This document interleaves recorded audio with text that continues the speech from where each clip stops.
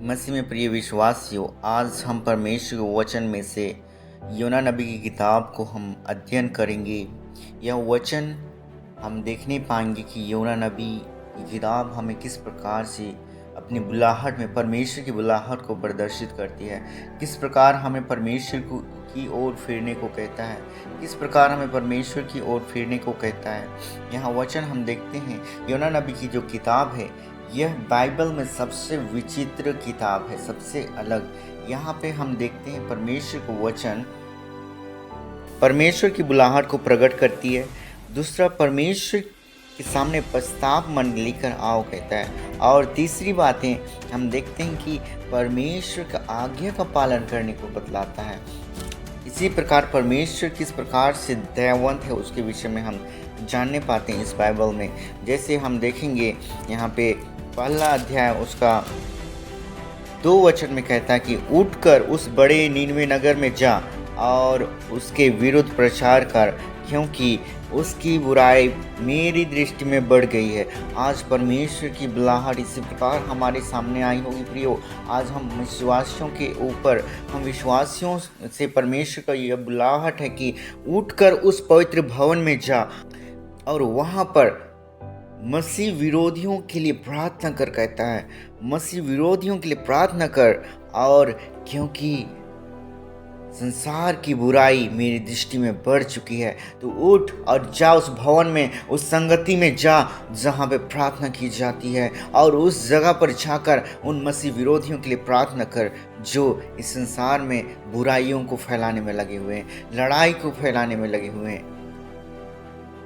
इस प्रकार आज हमें उठने की ज़रूरत है। लेकिन हम मनुष्य क्या गलती करते हैं, हम देखते हैं कई बार हमारे परिवार में विपत्तियां आती हैं, अपने परिवार में दिक्कतें आती, समस्या आती हैं। वो हो सकता है हमारे कारण हो सकता है।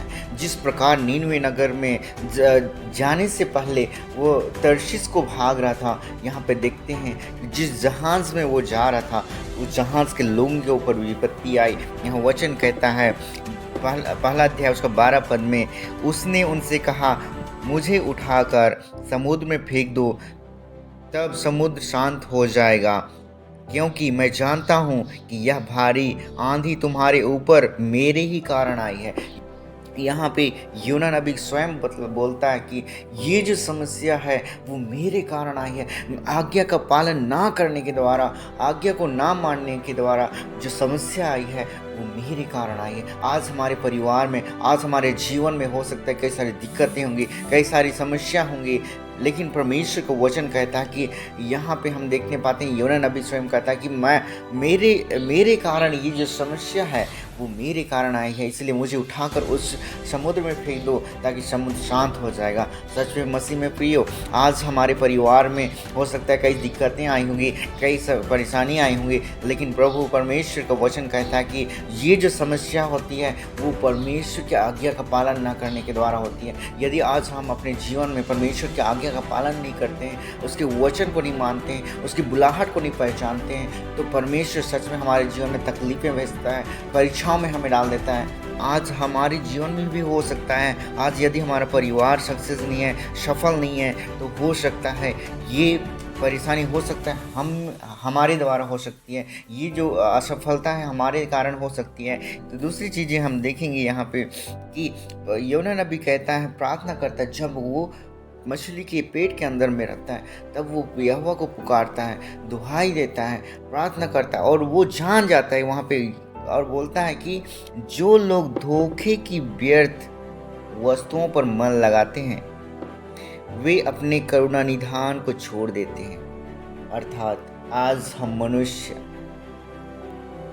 धोखे की व्यर्थ वस्तु में मन लगाते हैं तो हम अपने परमेश्वर यहोवा जो करुणा निधान है उसे हम छोड़ रहे हैं, उससे हम दूर हो रहे हैं, उससे हम दूरियां बना रहे हैं। यदि हमारा मन आज सांसारिक चीज़ों में है, यदि हमारा मन आज सांसारिक रीति विधि में है, हो सकता है, लेकिन परमेश्वर का वचन कहता है हमें कि वे लोग करुणा निधान से दूर होते हैं या उसे छोड़ते हैं, उसे दूरियां बनाते हैं। ये सच्ची घटना है प्रियो कि लोग सोचते हैं कि ये तो हमारी कल्चर है, ये तो हमारा विधान है, लेकिन वो नहीं जानते यदि वो परमेश्वर के विरोध में है तो वो गलत है प्रियो। लेकिन परमेश्वर का वचन फिर भी हमें कहता है कि मतलब ये जो लोग हमें बतलाता है कि ये जो लोग, ऐसे लोग क्या परमेश्वर से दूरी रखते हैं या करुणा निधान से दूरी रखते हैं।